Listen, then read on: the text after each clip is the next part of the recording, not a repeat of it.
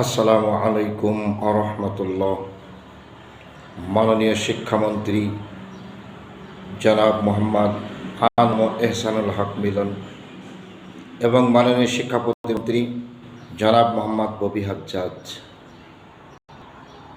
বাংলাদেশের এমপিওভুক্ত শিক্ষক কর্মচারীগণ, নারী পুরুষ ভাই বোন, যিনি যেথায় যে পেশায় যে দায়িত্বের যে অফিসের যে অঞ্চলে আছেন, আপনি যখনই মাননীয় মন্ত্রী এমপিও সিটটা হাতে করে দেখেন, লক্ষ্য করুন কয় টাকা বেতনে এদের জীবন পরিচালিত। স্বাধীনতার ৫৫ বছর অতিক্রম করতে যাচ্ছে, কিন্তু এই বেতনে দিন চলা যায় না।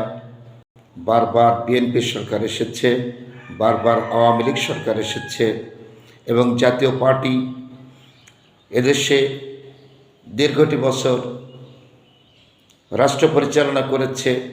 মাঝে মাঝে কেয়ারটেকার, অন্তর্বর্তীকালীন সরকার, তত্ত্বাবধায়ক সরকার বিভিন্নভাবে সময় পার হয়েছে, কিন্তু এমপিওভুক্ত শিক্ষক কর্মচারীগণের স্থায়ী কোনো সমাধান আজও পর্যন্ত হয়নি।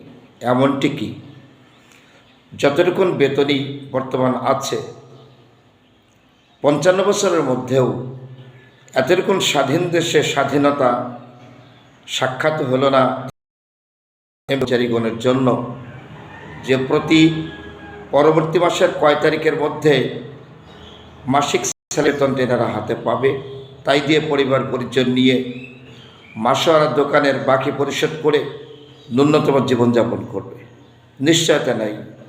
ঈদ পার হয়ে যায়, বোনাস হাতে আসে না।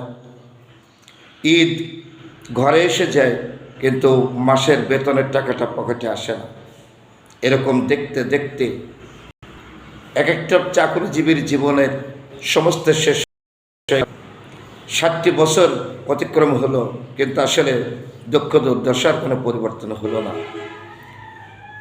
দীর্ঘটি বছর পরে ভোট অধিকার প্রয়োগের মধ্য দিয়ে আমরা এবার আশা করেছিলাম যে নির্বাচিত সরকার, পরীক্ষিত সরকার, নির্যাতিত সরকার এবার দেশের গণমানুষের জন্য বিবেচনায় আর ভুল করবে না।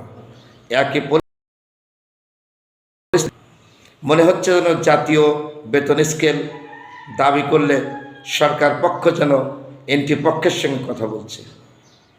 মাননীয় মন্ত্রী মহোদয়, যদি এদেশের পরিস্থিতি এটা হয়, স্বাধীনতা আর কোথায়?